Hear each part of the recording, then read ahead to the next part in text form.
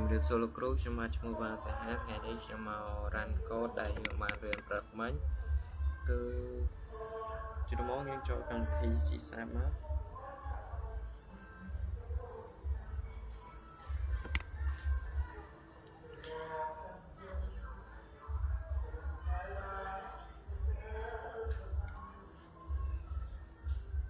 នេះគឺជាកូដដែលយើងបានសរសេរព្រឹកមិញអញ្ចឹងយើងចុច run វាមកចុច start បាទនេះគឺជាលទ្ធផលកូដយើងគឺ district red blue អីចឹងទៅអញ្ចឹងយើងចូលទៅតេស្តកូដមួយទៀត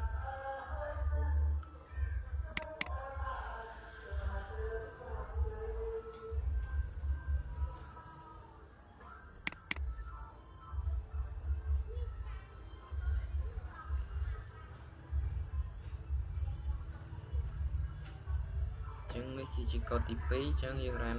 យើង start វាមក